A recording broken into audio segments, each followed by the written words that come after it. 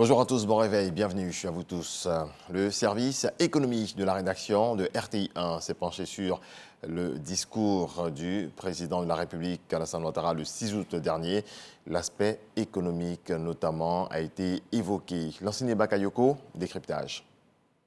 La cherté de la vie, un phénomène quasiment mondial. Épicentre de cette flambée généralisée, le carburant. En Côte d'Ivoire, le gouvernement a pris la pleine mesure des effets d'entraînement qu'une augmentation incontrôlée du carburant pourrait provoquer sur la vie sociale. D'où les mesures fortes adoptées, dont une majeure est la subvention du gasoil et de l'essence à hauteur de 500 milliards de francs CFA depuis janvier 2022.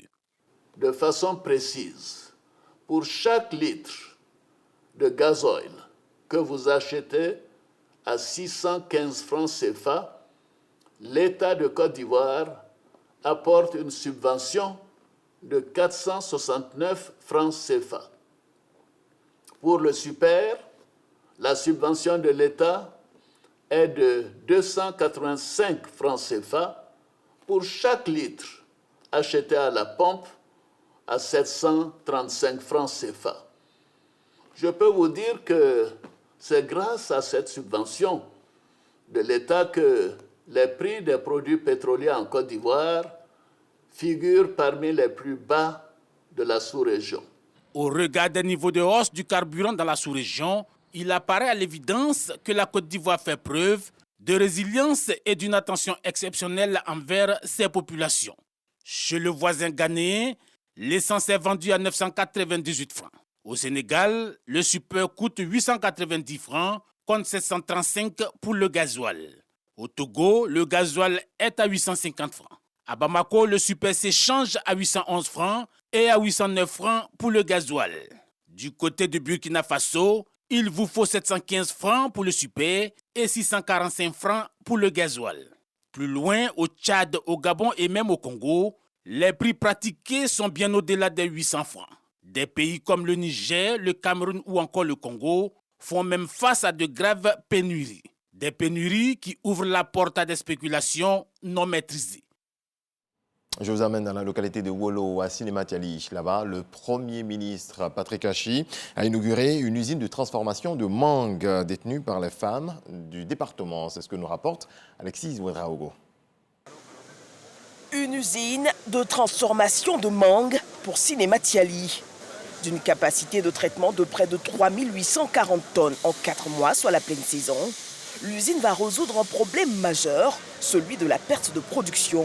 Vous savez que la mangue est un fruit saisonnier. On a de la mangue en mars, avril, mai et juin. Et après, on n'a plus de mangue. Mais on a toujours besoin de consommer de la mangue. Et donc, le processus de conservation consiste à broyer la mangue, c'est-à-dire à enlever la peau, le noyau, à faire une purée qui est stérilisée. Et cette purée est conservée dans des sacs aseptiques. À hors saison, on va utiliser la purée qui est dans ce sac-là pour continuer à faire du jus, à faire de la confiture, à faire tout ce qu'on fait avec la mangue en saison. L'infrastructure dédie plus de 70% de ses postes aux femmes et devrait permettre une meilleure structuration de la chaîne de valeur. Cette première usine du genre en Côte d'Ivoire, ici à Wolo, pour les femmes, qui va entraîner autour de 130 boulots directs et 3000 emplois indirects. Il y aura plus de pertes dans le secteur de la mangue. La région de Sinématiali, le district des Savanes, produit autour de 70% de la production nationale de mangue et 44% vont en perte. Aujourd'hui, c'est une histoire qui est derrière nous.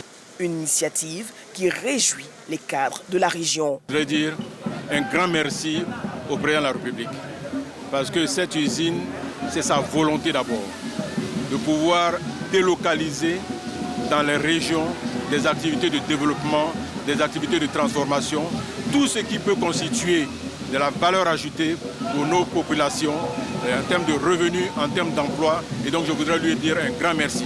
Un grand merci également parce qu'il a dépêché son Premier ministre pour venir ici inaugurer cette usine et ainsi montrer aux populations de Sinématiali, de la région du Poro et du district de Savanes plus généralement qu'il a à cœur de mettre en place une politique sociale pour les populations. Pour le chef du gouvernement, c'est la Côte d'Ivoire industrielle qui est en marche. Impressionné par la qualité de l'usine, par la qualité des produits qui sont sortis. Et dans cette politique qui est de consommer de plus en plus ivoirien en transformant les matières premières locales, je crois que c'est un exemple vraiment à suivre. Au-delà de l'augmentation des revenus, au-delà de la diminution des pertes des produits à la récolte, c'est surtout la capacité à transformer la mangue en jus de mangue, en tout dérivé de produits, je dirais, de mangue, qui est vraiment à saluer. Et je pense qu'il faut continuer comme ça pour tous les autres produits et dans toutes les autres régions. L'escale du cinéma Tiali a été aussi l'occasion pour le chef du gouvernement de rendre hommage à un fils de la région, fortement engagé pour le développement, Fidel Sarasoro, directeur de cabinet du chef de l'État. Voilà, une usine faite pour les femmes de Wolo, dans le département de Sinématiali.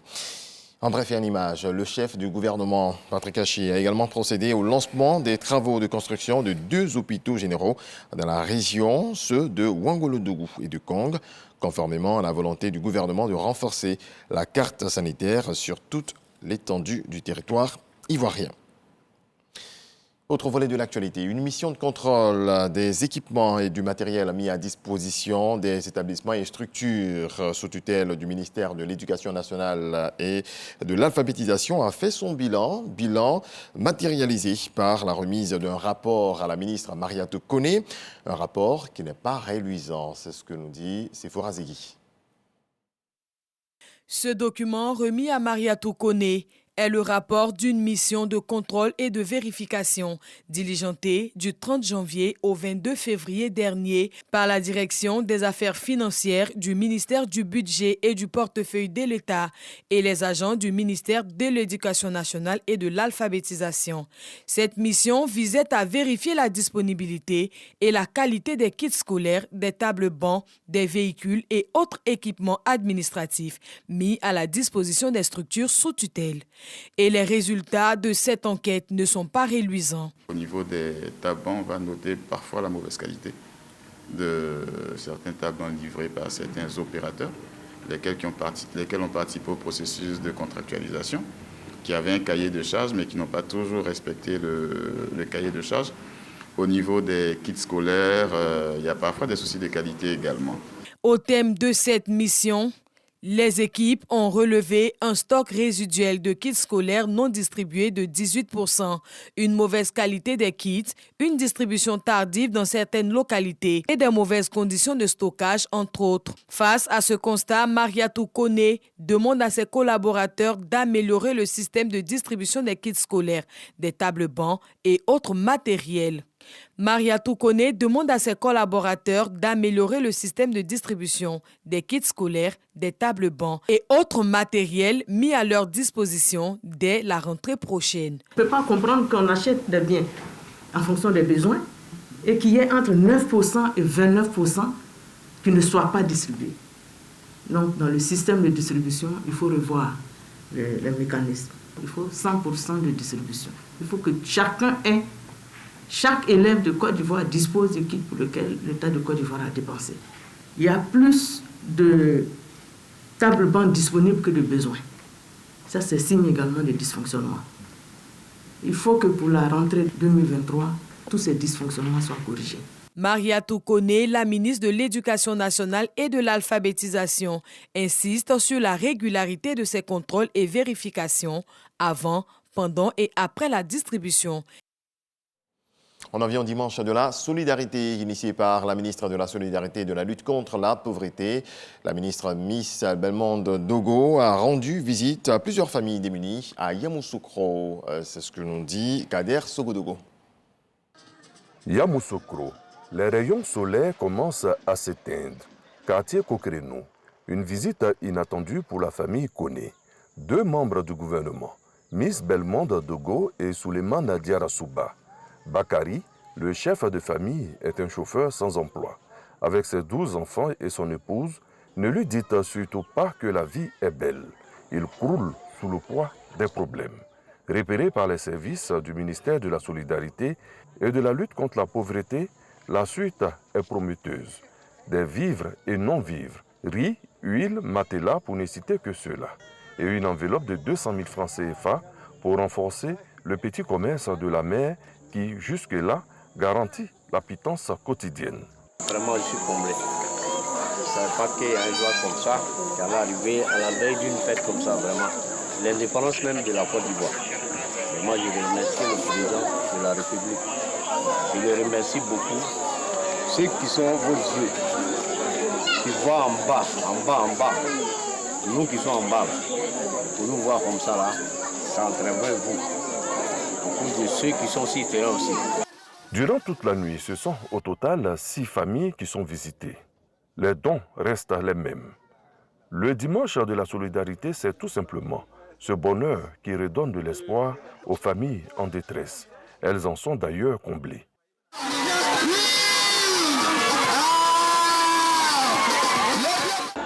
On remercie beaucoup le président pour le geste qu'il vient de faire. Parce que vraiment, on ne s'attendait pas du tout à ça. C'était vraiment un grand joie. Donc on lui donne tout le merci. La Côte d'Ivoire solidaire. Les attentes du président de la République sont claires. Nous sommes ici aujourd'hui à Yamoussoukro avec le ministre Diarra-Souba, mais pour apporter des moments de joie aux ménages les plus vulnérables, apporter des réponses aux attentes de ces ménages-là et leur dire que le président de la République se tient à leurs côtés et a mis en place tous les mécanismes pour faire sortir les ménages vulnérables de leur état de pauvreté. Et surtout qu'ils retiennent que la pauvreté n'est pas un état statique. On peut être pauvre et sortir de cet état-là. C'est avec beaucoup de joie que j'ai été en tout cas aux côtés de Madame la ministre pour être avec ses familles, ses ménages dans l'ensemble des quartiers de Yamoussoukro pour pouvoir donc partager un peu de bonheur, donner un peu de joie à travers tous les vivres et non-vivres en fait qui ont été donnés à ces populations. Dimanche prochain, à qui le tour? Patience, Miss Belmondo Dogo arrive. Et nous serons là ce dimanche.